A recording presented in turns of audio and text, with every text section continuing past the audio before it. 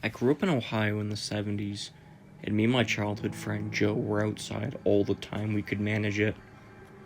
Joe lived on a farm that bordered a pretty big forest, and my parents would drop me off in the morning, and we'd stay in the woods all weekend. We'd only come out for school. We lived pretending we were frontiersmen. We'd build shelters, traps, practice making fire with sticks, the whole 9 yards. When we got to be in high school, we got this notion to pull a Stand By Me. This was based on the movie of the same name that had just come out. The idea was that we'd walk the railroad tracks out in the country, but instead of looking for a dead body, we'd find cool bridges to fish from and a camp a little ways off the tracks. Of course, we knew this was dangerous and we'd likely be trespassing, but we were kids. We had a lot of fun. We did find beautiful rivers. We discovered bridges no one went to. We fished. We hid from trains. At night we camped in the woods just near the tracks and made small hidden fires. Nothing bad ever happened. It was idyllic. In fact, it was so fun we did it multiple times. Never had a problem. After high school, me and Joe went our own ways. We both left home, but always stayed in touch and always tried to coordinate visits, so we'd see each other occasionally. Well, one summer in the mid-90s, it worked out that we were both in town for about a week. We'd do stuff with family in the day, and at night we'd either catch drinks at a bar or sit outside Joe's house around a fire and talk about the old days. One night, me and Joe got to talking about our Stand By Me trips. Well, nostalgia and beer are a hell of a mix. Soon we decided to take a day, walk the trails, camp one night, and walk home. The day came. We started out early morning. We had my wife drop us off in our old spot where we used to start, right outside our hometown. She thought this was absolutely crazy and made sure to mention it. When she pulled away, Joe suggested that instead of walking the usual route, we take the opposite direction, just to be adventurous. We knew the land well. We had a map, so I gave a what the hell, and off we set. The day went fine. It was fun and a little sad, but in a good way. We found a bridge and sat on the edge, smoked a joint and moved on. We had no fishing gear, but we brought some canned food and other stuff. Before night started to set in, we picked a spot to camp. It was a very thick forested area, trees on every side of the train tracks, so you felt like you were in a tunnel.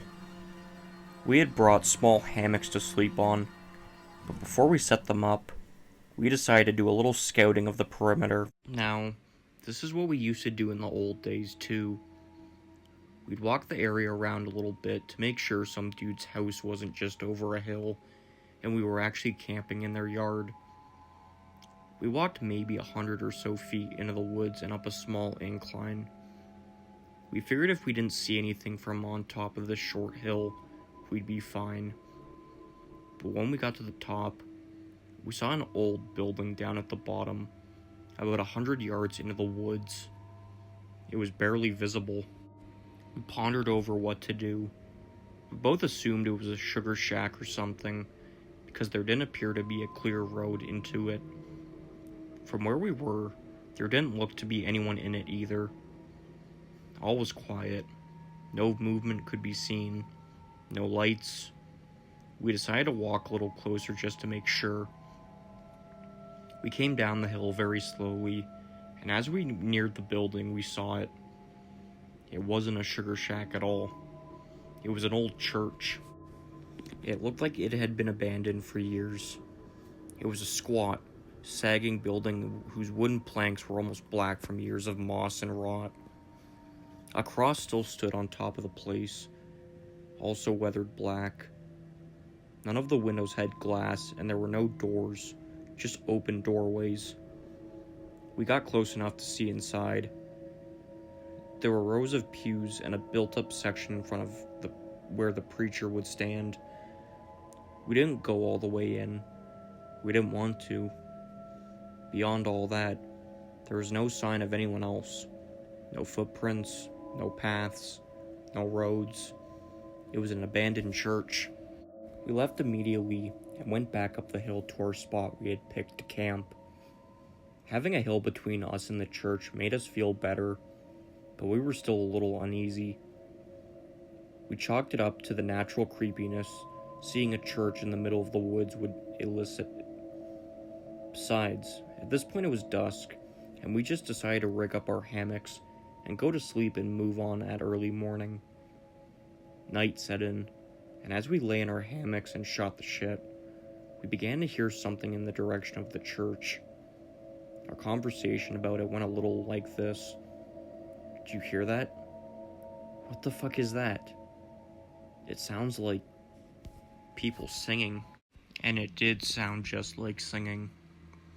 We both slid right out of our hammocks and hunkered down, straining to hear more. We listened for a minute or two, and the singing continued, but it wasn't getting louder. Finally, we decided to creep back up the hill and see if we could spy where the sound was coming from. We could still move very quietly in the woods from the old days. It was second nature to us. The moon was barely out, but it provided enough light so you wouldn't walk right into a tree, but it was near pitch black. We didn't use flashlights as we crept slowly up the hill, and we didn't talk. When we got to the top, we saw light in the distance. It was coming from the church, and the singing was coming from inside. Joe and I put our heads close together and hushed a conversation that boiled down to, "Can you believe this shit?" The light looked to be candlelit from the way it flickered, and though we tried, we couldn't make out what it was being sung. It sounded like church music, but in another language. We sat and watched for a while, trying to see if who was in there, but we only occasionally saw shadows. We had no intention of getting closer either. We had about a football field length between us, and we aimed to keep it that way. The singing continued for a bit, and then it stopped. After that, a booming male voice began to chant.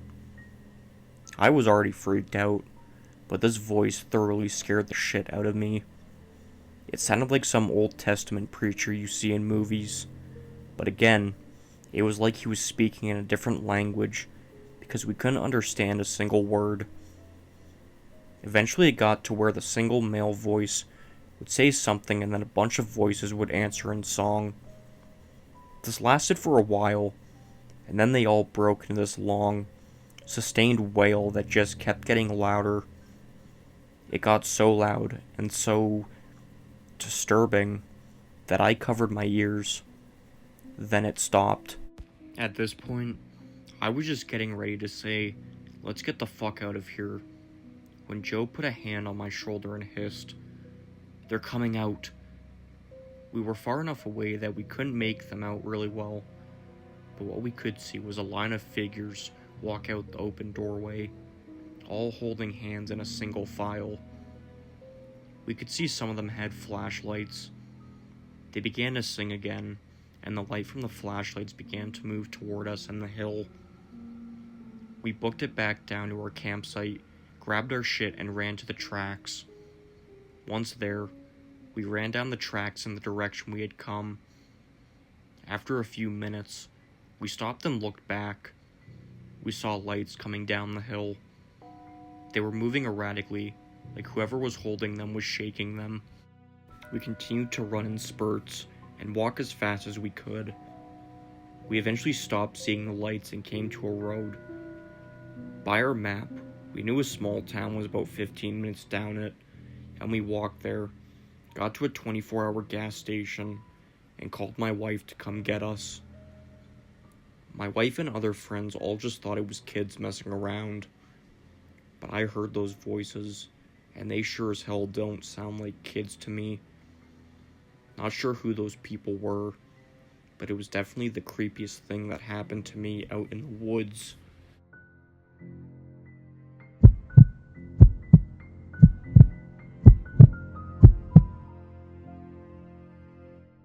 I was 15, dumpy, plumpy, and chumpy.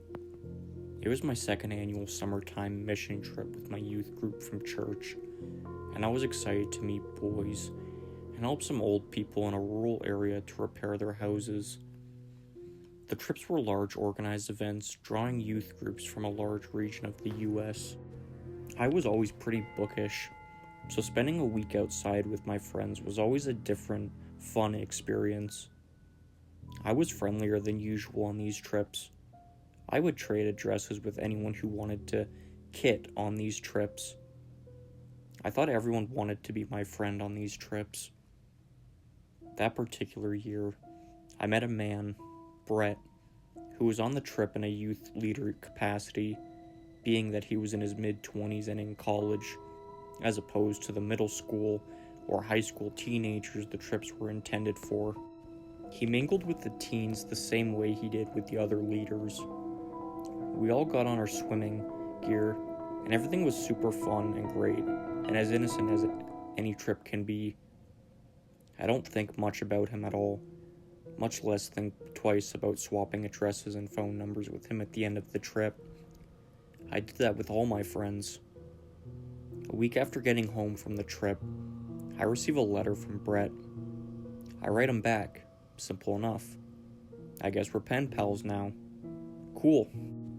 A couple weeks later, I get another letter from Brett, along with the prepaid phone card, so I would call him, if I wanted to. I was apparently totally oblivious to everything at this point in my life, because I called.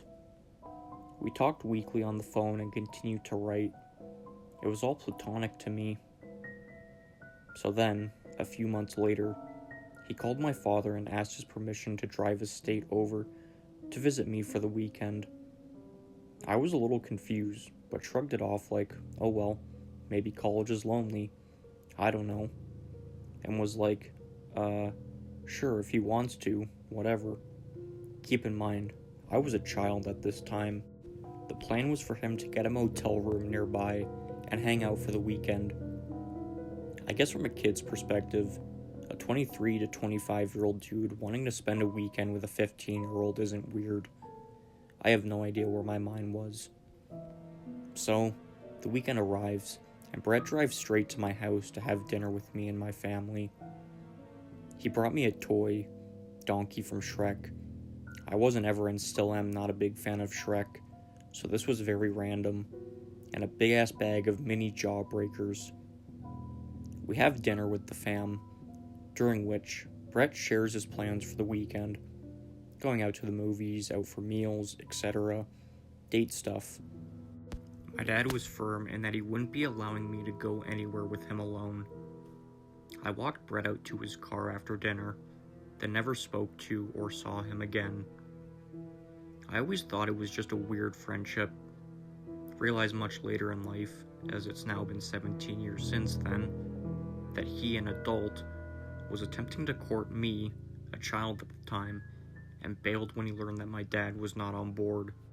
And just to clarify, Brett either lied about or skirted the issue of his age with my dad over the phone, so I'm fairly positive my dad was expecting a teenager, 18 to 19 years old, to show up rather than a man. I also had never expressed any affection towards Brett either to my father or Brett himself. I literally thought he was just my friend, and I talked about devotionals with him.